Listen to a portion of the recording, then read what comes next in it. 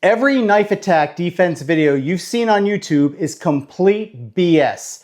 Fantasy moves that will get you killed in the real world. Today, I'm going to rip apart every bit of this garbage, and by the end of this video, you'll know the only way to stop a real knife attack. And it's nothing like the lies you've been told. Let's check it out.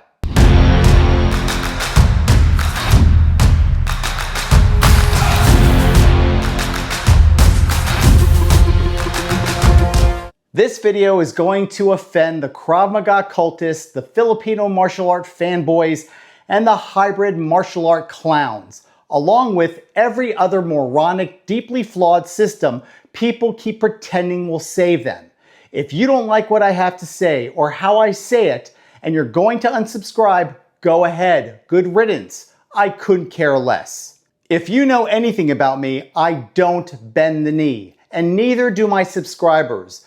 The people who can't handle my videos are the same virtue-signaling, man-bun-wearing beta males who want me to be humble like every other martial arts channel, where every idea gets celebrated and everyone pats each other on the back. That ass-kissing sycophant mentality is what gets people killed. My audience comes here because I'm unapologetic and I give them the truth. They're done with the cosplay theatrics and the recycled martial art fairy tales. And that's exactly why this channel is growing at an exponential rate. Now, before the Krav Maga apologists crawl out of the woodwork with the same tired line, "That's not real Krav Maga, you weren't taught properly," let me save you the trouble. I was training in Krav Maga before most of you even heard of the name.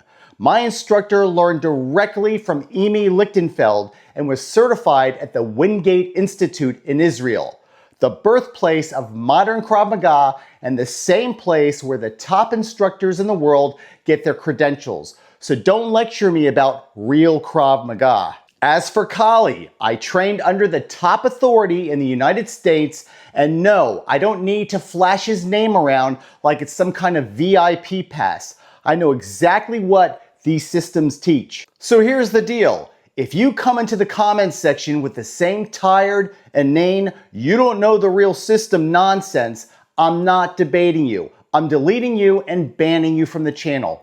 End of story. Let's begin and talk about the first lie they've been telling you. Lie number 1, the choreographed knife attack. The biggest problem with almost every knife defense video on YouTube isn't just that they're choreographed. It's that they train you to survive in a reality that does not exist. Perfect angles, predictable timing, cooperative students. It's like a stage rehearsal. Real knife attacks are blisteringly fast, volatile, and driven by raw survival instinct. You don't have to swing wildly on camera to prove that, but your knife defense methodology has to account for it. If your technique can't handle that speed, that chaos, and that forward pressure, it will collapse and get you killed. Lie number 2, just run away. In all of my knife defense videos, I always say that if you can avoid a knife attack, do it. Put a barrier between you and the attacker, or if you can, run. But I always add the caveat that you must be absolutely certain you can outrun your attacker. And here's where most YouTube advice falls flat. They tell you to just run, with no reality check. Reality check number 1. The second you run, you turn your back to your attacker. If he decides to chase and close the distance gap, you're no longer facing him, which means you can't defend against the weapon. You have no idea how fast he is, and you won't see it coming until the blade is plunged into your spine. That's how people end up dead before they even realize they're in attack range. Reality check number 2. A lot of people, especially older individuals, simply cannot outrun someone younger, stronger, who's fueled by adrenaline, rage, mental instability, or psychoactive drugs. In that situation, trying to run only burns the last few seconds you have to mount a defense. So yes, run if you can truly escape, but don't gamble your life on bad advice that ignores the realities of speed, distance, and human limitations. When someone tells you just run, They're giving you the same kind of advice that sounds good on a coffee mug, but gets you zipped in a body bag. Lie number 3, just shoot them. People love to leave comments on my videos and say that if they were attacked with a knife, they're just gonna shoot the guy. Well, guess what? That's moronic fantasy nonsense. Newsflash, a knife attacker can close a 20-foot distance gap in under 2 seconds, faster than you can clear leather, aim, and fire. By the time your brain says shoot, you're already bleeding out. In fact, I've run hundreds of high-pressure knife attack drills with law enforcement agencies, playing the knife attacker, and every single officer was stabbed multiple times before they could fire a single round. This training footage is in my video archives, and I'm going to show it in a future video. Until then, look up the Tooler drill and see for yourself. And if you post anything about just use a gun, I'm blocking you from this channel. I don't have time for your stupidity. Lie number 4, the fearmonger. All shock, no solution. This is a guy who thinks narrating the chaos of a knife attack is the same as solving the problem. This is the guy who puts out a 20-minute YouTube video describing how volatile and unpredictable knife attacks are, like he's narrating a horror film. No shit, Sherlock. The problem is, fearmongers stop there. They give you adrenaline and fear porn instead of an actionable methodology. They get you worked up and they get you scared. And then nothing. No structure, no tactics, no knife defense methodology. If all you can do is describe the storm, you're not an RBSD instructor. You're a freaking weatherman. Lie number 5, control the body, not the weapon hand. This one's a favorite in Krav Maga and a dozen other so-called reality-based combat systems. The argument goes like this: it's hard to control the knife hand unless you control the body. So their brilliant idea is to grab the attacker's torso, shoulder, or arm in some kind of wrestling clinch. Here's the reality check. When you control the body but ignore the weapon hand, the blade is still alive. It's still moving. I repeat, it is still moving. It can still puncture your kidneys, your ribs, your spine, or the side of your neck before you even realize it's happening. In real combat, controlling the body while leaving the blade free is simple suicide. That knife is the problem. It has to be controlled immediately, or you're going to get carved up into pieces. One of the biggest mistakes that these instructors are making is they never teach a knife defense stance. Now, this is something that has been part of contemporary fighting arts for decades. So this is not something that's just recent or it's a new development. It's been out there. And yet to this day, these instructors just completely ignore it. A knife defense stance is critical because what it does is it protects your vital organs from being penetrated, or it protects the blood vessels and flexors from being cut. These are critical targets that you must protect. And I talk about this a lot in my videos, Control and Conquer Volume 1 and 2. You can check it out on my website at sammyfranco.com, or if you're a War Machine Elite member, you can stream it for free on the members only platform of this channel. So understand this. First of all, before we even get into dismantling these techniques, you need a knife defense stance. Most important, fundamental, but yet these instructors never do it.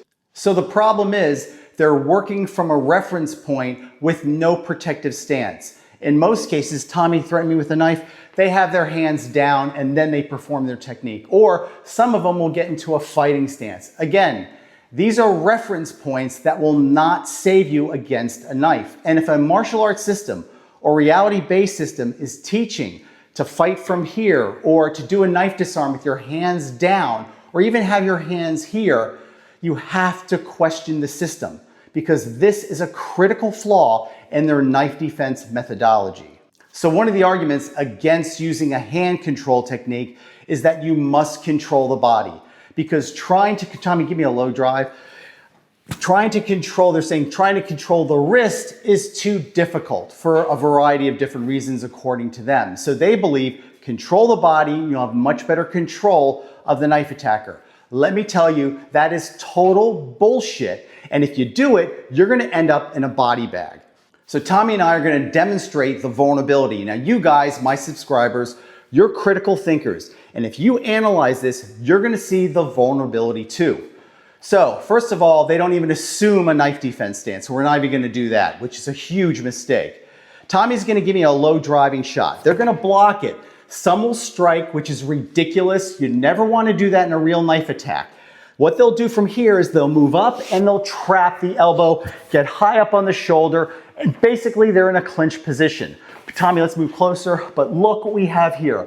That arm is not being controlled. He can rotate that knife in a complete circle, and all he has to do is drive it into the back, and that's it. It's lights out for you. And you're not taking into account the kinetic energy, the raw aggression, the adrenaline, the fear, all of this combined.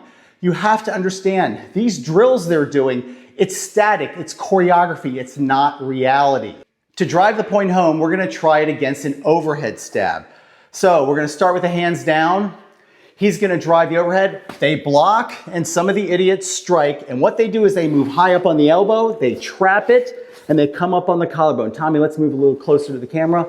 Now, what do you guys see here? Does this look familiar? He has full rotation of that blade, and he could drive it right into the spine. This is the problem with this technique. You're not controlling the knife. So these people who are saying you have to control the body in order to control the knife, they're full of shit. It will never work and you're going to get killed. Also, let's talk about the kinetic energy. I want you guys to go on YouTube and research Krav Maga knife disarms, or Filipino knife disarms, or reality-based knife disarms. And what you're gonna see is the same damn thing. You have no energy. 99% of the time, the attacker's feet are stable. There's no forward energy.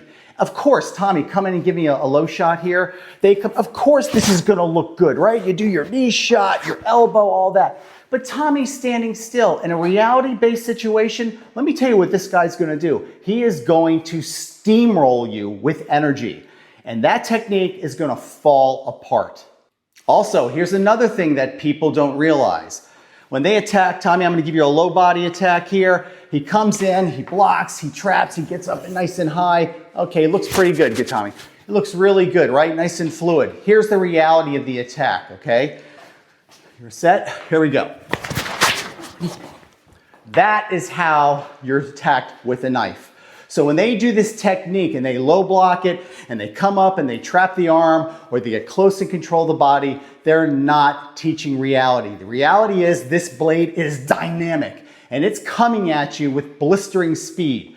You ever hear of the idea of a sewing machine attack? Well, that's exactly what happens. And that technique is never gonna work. Hey, we're about to get back into the video, but let me ask you something. Do you want to legitimately accelerate your self-defense skills? And are you sick of clickbait videos teaching absolute garbage? Or tired of being misled by unqualified wannabe experts who have zero credibility or experience? If the answer is yes, now is the time to join my War Machine memberships. As a member, you're gonna get exclusive access to in-depth training videos, exclusive full-feature video content, downloadable training PDFs, and direct insights you're not gonna find anywhere else.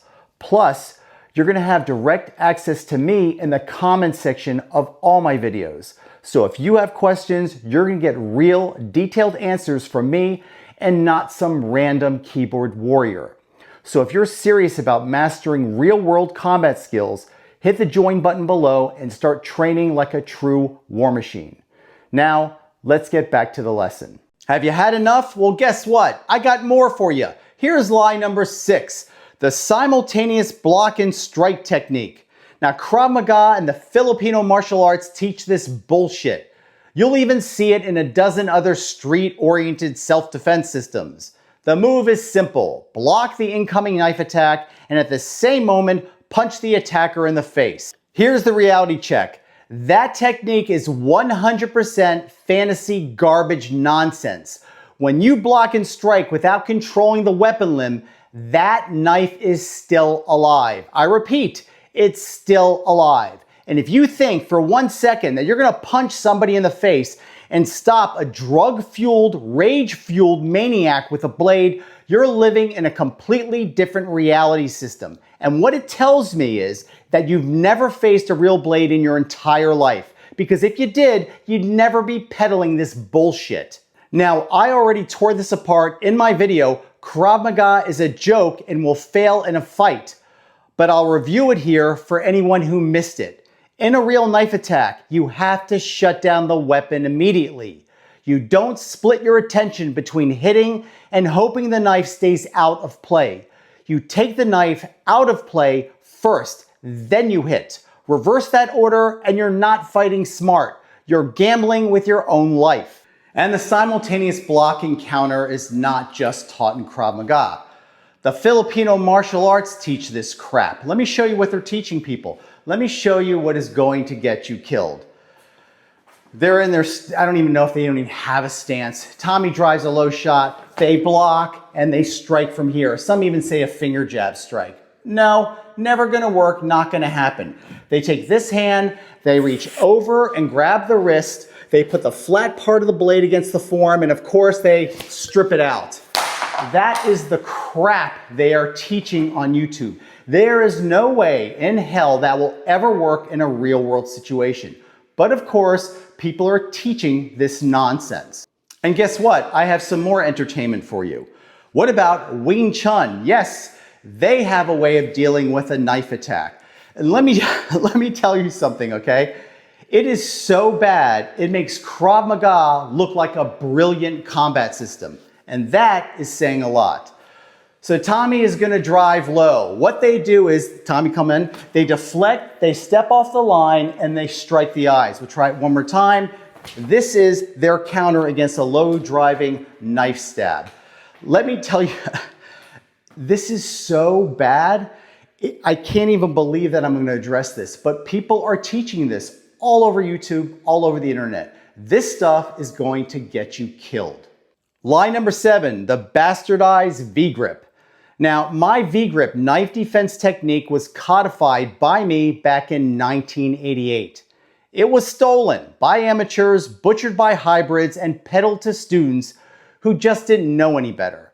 They've taken what was once a precise two-handed full envelopment wrist control and reduced it into a sloppy one-hand grab with the other hand functioning as a block. In reality, it's a tactical liability dressed up as an improvement.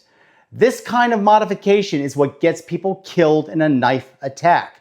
And it's a clear indicator that these people are pure amateurs because this technique will never work.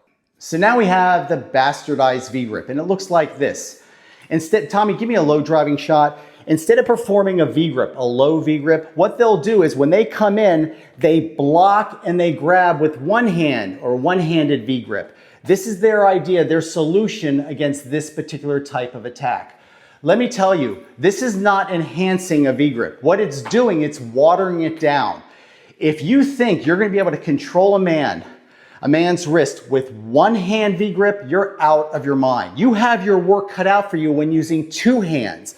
A lot of work cut out for you. If you think for 1 second that one hand Vgrip, go ahead Tommy, come in, is going to actually hold on to that because Tommy, pull it back. There's no way you're going to hold on to that, okay? Also, when you're blocking like that, you're stabilizing, you're planting yourself down. When Tommy comes low with attack, I'm coming straight in. When you do that low block, you're preventing yourself. The body mechanics prevent you from moving forward. That forward energy, when you do a CFA Vgrip, you have to move in with it. That's the whole point. Because when you think about it, in combat, he's going to retract it. So Tommy, retract it back quick. Okay, so if I stand still, he's gonna pull it back. He pulled back, Tommy. Now I'm moving in, I'm following in. I'm closing the line. This is critical. You need a two-handed Vgrip. Never use a one-handed Vgrip and a block. It's flawed.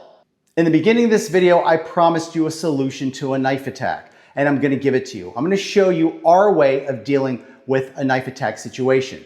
First of all, Tommy has virtually no background in knife defense. He has really not been taught the Vgrip.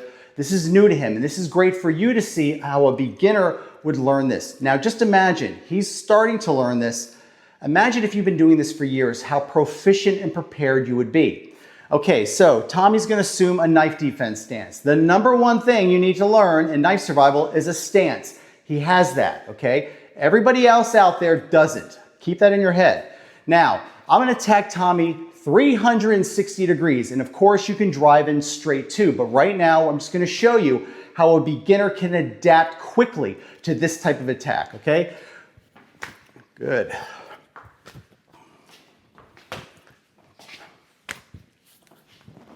Good, Tommy. Notice how he has a very simple solution. Hold this, Tommy. He has a very simple solution for this 360-degree angle of attack. He can move it anywhere. That simplicity is what saves you in a combat situation, okay? So these people who are teaching complicated moves, okay, you do this against this angle, you do this against this angle, you do this again. It's ridiculous. You're never gonna pull that out when you are feeling that adrenaline, that fear, that chaos. You need simplicity. This V-grip, what Tommy's doing, this is simple, okay? And I think a lot of the simplicity is what turns people off. They want something complicated because they feel if it's complicated, somehow it's better. It's not, it equals death. Okay, Tommy, knife defense stance. Good, good.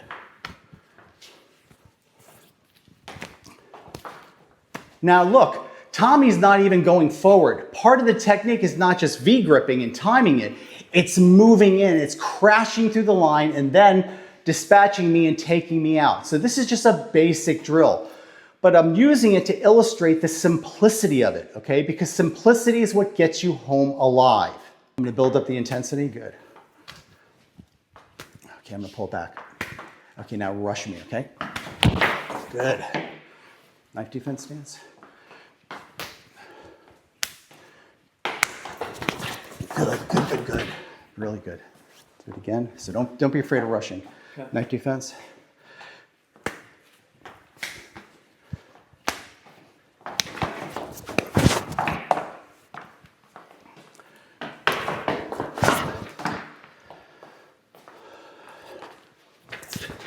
I was anticipating. Still good, knife defense.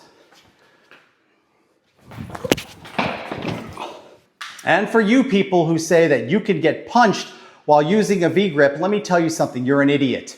And you've never experienced real-world combat. If I'm in a knife defense stance, Tommy attacks, I V-grip. As soon as I make contact with him, I'm rushing forward and I'm attacking him. I'm relentless. I'm not standing still like a cadaver and let Tommy throw that punch in my face. Soon as I make contact, I'm moving it. It's energy. There's no room of stability or leverage for him to even throw a punch because I'm crashing through. You people have to understand, it's kinetic. You people have never experienced combat, so you don't understand. In the real world, it's dynamic, and if you do this technique properly, you're moving forward. He's not gonna have the ability to throw a punch, and even if he could throw a punch, and even if he does throw a punch, big goddamn deal. I would rather deal with a punch than deal with that blade in my body.